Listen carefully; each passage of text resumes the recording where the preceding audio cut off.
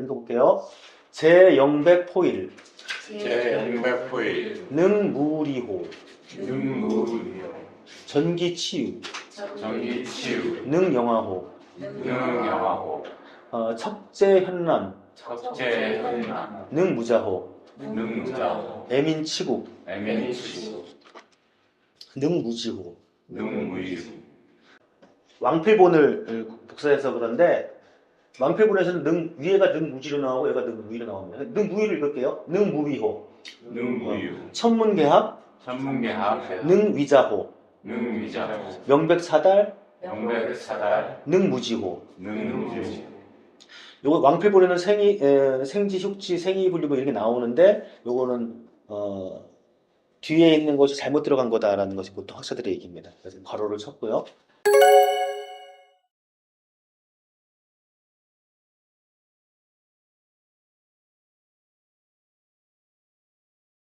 해석을 먼저 해보면은 이 재에 대해 가지고 한 두세 가지의 서너 가지의 해석이 있는데 그냥 뭐 아까 감탄사 뜻이 없는 감탄사라고 보는 사람도 있고요. 그 다음에 발어사라고 보는 사람도 있고 타다 승의 의미로 또는 식다 뭐 이런 의미로 보는데 뭐 대충 어떤 뜻으로 보든지 간에 영백포일이 중요하니까 영백에 대해서도 두세 가지 해석이 있습니다. 하나는 이 영을 혼으로 보는 거예요. 혼백할 때 혼. 그러니까 혼과 백을 하나로 포함해서 이런 의미로 그것이 하나의 해석이고 또 하나는 뭐냐면 영을 경영하다 할 때 영 있잖아요. 분주에 활동하는 그런 모습으로 봐가지고 그러니까는 만약에 영백을 혼백으로 본다 그러면 혼과 백을 하나로 보는 것이고 영을 분주한 활동으로 보게 되면은 여러 가지의 백들을 하나로 보는 것 이런 식으로 좀 약간의 차이점을 볼 수 있는데 우리는 그렇게 세부적으로 따지지 말고요. 대략 어쨌든 영백을 하나로 볼 때 무리호 분리하지 않을 수 있느냐 나누지 않을 수 있느냐 자 서양의 철학의 출발은 뭐였어요? 소크라테스, 플라톤 혼과 신체의 일입니다. 그래서 진정한 나는 신체가 아니라 혼이다 라는 것이 플라톤의 주장인 것이죠. 하지만 노자는 그것에 반대되는 얘기예요. 혼과 백으로 본다 하더라도 그것 자체가 분리된 것은 아니다. 그래서 우리는 신이란 말을 쓰잖아요. 신은 심신이란 말은 우리 없습니다. 나중에 쓰이는 말이고 신과 신을 분리하는 개념에서 쓰이는 말이고 실제는 신을 얘기하면 그냥 몸이에요. 이 안에서 뭐 정신이 어쩌고 뭐가 어쩌고 이렇게 생각하지 않습니다. 그래서 우리는 보통 이런 얘기를 하죠. 기가 모이면 내가 몸을 이루고 기가 흩어지면은 돌아가는 것이고 이런 형태예요. 그 기 안에서 정신의 기, 육체의 기 이렇게 분리하지 않습니다. 어쨌든 그 자체를 분리하지 않을 수 있는가. 그 다음에 전기, 치유. 저는 이것도 두 가지 뜻이 있네요. 하나는 온전히 한다. 기를 온전히 하나로 한다라는 뜻이 있고요. 왕필 같은 경우에는 임연지기 곧 맡기다는 뜻으로 왕필은 해석을 했어요. 근데 어쨌든 기를 온전히 하고 그 부드러움이 지극하게 간다면 그럼에 있어서 능영아호 영아는 아이를 얘기하는 겁니다. 어린아이 영아 또는 적자 이런 말도 쓰죠. 그러니까 아이같이 될 수 있느냐 기를 온전하게 쓰고 부드러워지는데 유연해지는데 아이처럼 될 수 있느냐. 그 다음에 척제현람 척은 세척하다. 여기 제는 세제할 때 제 깨끗하게 하는 겁니다. 닦는 거. 무엇을 닦아요? 현람 람은 거울이죠. 그냥 거울이 반짝반짝한 거울이 아니라 아까 얘기했던 크악한 그것 하여튼 그거예요. 그거 혈납. 뭐라고 설명하기 어렵습니다. 그거를 닦아내는데 능 무자호 어떤 그 허물, 흔적, 틈, 뭐 이런 것들이 없게 할 수 있느냐. 그 다음에 백성을 아끼고 나라를 다스리는데 능 무위고 무위. 그러니까 이 무위가 위무위 즉 무불치할 때 무위이죠. 무위할 수 있느냐라는 것. 그리고 천문계약. 이 천문에 대한 것도 세 가지 뜻이 있어요. 하나는 이 최진석 선생 같은 경우는 이 천문을 감각기관으로 있습니다. 외부와의 나의 소통에 관한 감각기관.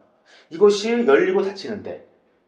그리고 또 어떤 주석에 보면은 이것을 자연의 이치로 해석을 해요. 자연의 이치를 내가 받아들이고 하는 데 있어가지고. 그리고 왕필은 칠한지지라 그래가지고 어떤 정치하는 행위로서 보기도 합니다.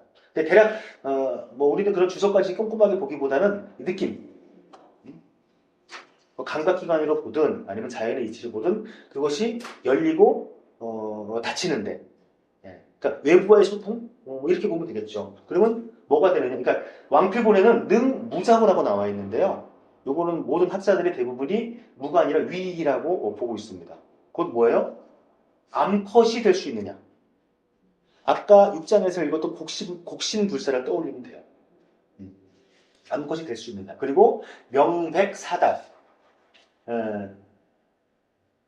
명백하게 그리고 이 네 군데가 다 도달할 수 있는 그 모든 온전한 알을 얘기하는 것이죠. 그런 알에 있어가지고 능 무지호 역설이죠. 모를 수 있느냐? 이런 얘기입니다. 일단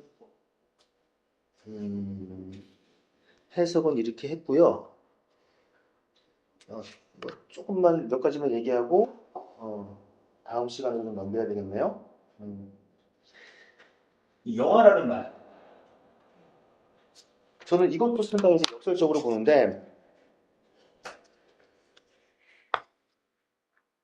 혹시 어린아이라는 표현에 이어가지고 떠오르는 그 서양의 철학자 있지 않나요? 니체야.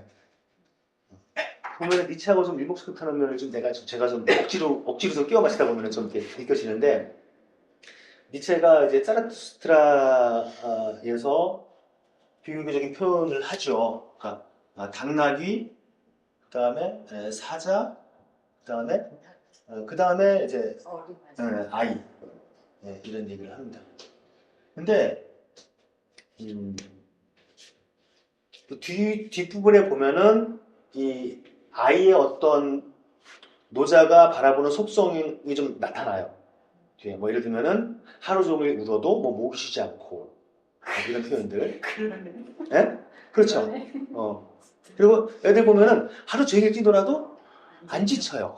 뭐 등등. 대단합니다. 어쨌든 그런 모습들이 나오는데, 일단 여기서 지금 노자도 어린아이처럼 되라는 식의 메시지를 던지고요. 그 다음에 니체도 그 어린아이의 모습에 대해 가지고 비유를 합니다. 근데 어린아이는 어때요? 보면은 가장 이기적이죠. 그렇죠. 그러니까 어떤 해석이 없이 그냥 그 자체로 보면은 우리 동양식으로 표현하면 그냥 기운덩어리입니다. 기운덩어리. 그래가지고 이게 맞는지 틀린지 모르겠지만 우리가 애기라고 하잖아요. 이게 아끼는 기운, 사랑의 기운이라고 해서 뭐 애기라고 부른다라는 뭐 얘기도 있는데 맞는지 틀린지 모르겠습니다. 그런데 아이들은 하루 종일 놀아도 지치지 않고 자신의 욕망에 충실하고 그 다음에 원한을 가지지 않아요. 저는 니체가 중요하게 했던 것 중에 하나가 이거라고 보거든요. 니체는 원한 감정에 대해서 얘기를 합니다. 헐싹디망. 자, 근데 우리는 이미 원한이라는 걸 알고 있는 나이예요.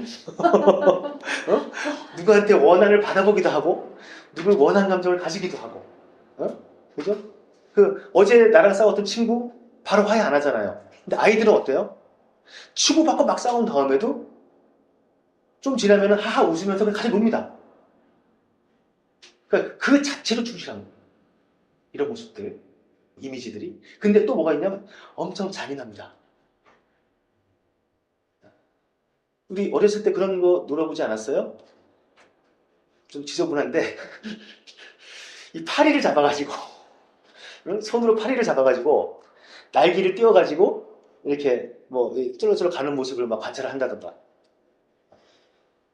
엄청나게 잔인합니다. 그러니까는 이게 이러한 그 노자가 얘기하는 영화, 니체가 얘기하는 애기 이런 거를 이미지를 가지고 마치 정말 천사 같은 우리 애기 이거는 또 하나의 오해가 될 수 있어요. 응? 아기로서의 아기 모습 그 자체로 봐야 되는 거예요. 자, 아까 우리 상선약수 얘기했어요. 마치 노자가 왜 상선약수라고 얘기했냐면 그 물에는 도에 가까운데 왜요? 천지불인처럼 인하지 않기 때문입니다. 물은 그냥 그런 거예요. 근데 마치 상선약수라는 것을 가지고 나서 아 그래 물이 만물의 근원이야. 우리는 물을 닮아야지. 아 물이 얼마나 우리한테 은혜를 줬어. 뭐 곡식을 자라게 하고 등등. 이건 잘못된 해석이거든요. 그냥 물은 물 그겁니다. 그럼 마찬가지로 아기 그대로 우리가 바라봐야 되는 것이지. 예? 우리는 환상을 가지잖아요. 아기 하면은 엔젤 천사. 정말 아이들이 순수할까요? 이거는 한번 물어봐야 되는 거예요. 물론 우리가 가지고 있는 것처럼 어떤 노자가 좀 비판적으로 얘기하는 이 지혜, 이 지 이런 것들, 이런 정보들 이런 것들은 없겠죠. 어떤 욕망 덩어리 그 자체일 수도 있는 것이죠. 근데 그거를 우리가 어떠한 가치가 이미 입력된 그런 식으로 해석하는 것은 좀 노자나 니체의 뜻과는 조금 다를 수도 있다라는 의미에서 이제 영화를 한번 얘기를 해봤고요. 그러니까는 이거를 이해하려면 어떻게 하냐면 아기를 내가 관찰해야 되는 겁니다. 그랬을 때 이 영화의 모습을 알 수 있는 것이죠.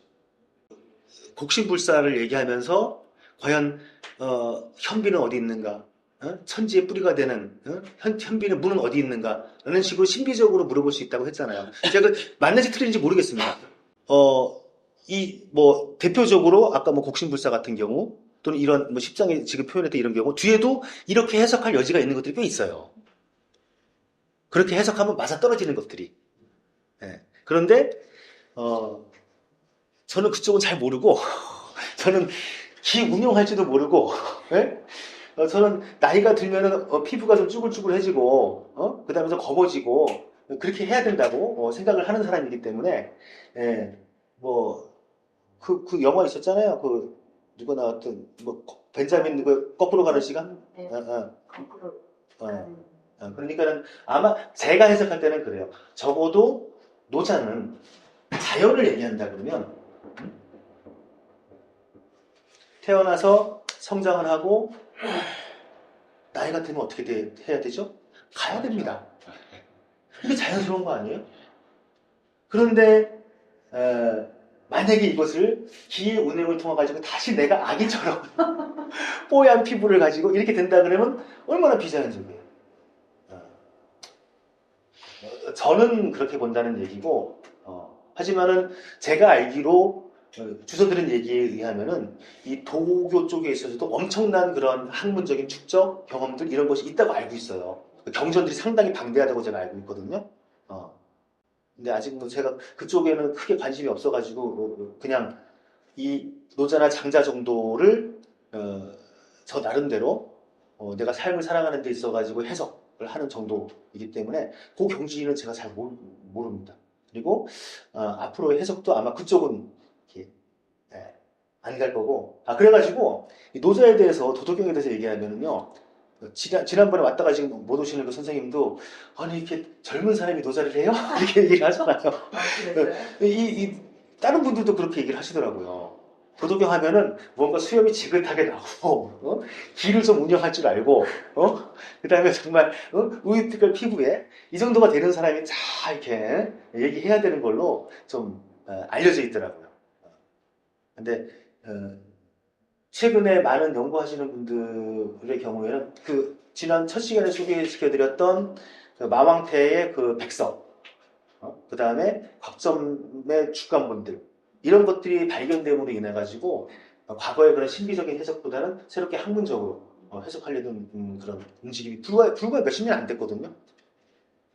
마왕태 백서가 발굴된 게 73년이고, 그러니까 이제 그걸 가지고 나서 뭐 탁본을 뜨고 그다음에 필사하고 연구를 하고 그래가지고 전 세계 연구자들한테 배포된 것도 시간이 걸렸을 거 아니에요. 그러면 일제 이런 해석, 그 다음에 93년도에 곽섬 천공묘가 추가본이 출간이 됐고, 그러니까 이런 식의 연구가 몇십 년밖에 안 됐어요. 그러니까 과거와 다른 새로운 노자를 우리가 좀 만난다고 볼 수 있죠. 자, 그러면 오늘은 여기까지 일단 하도록 하고, 나머지 부분들은 다음 주부터는 좀 속도를 좀 내야 되겠네요.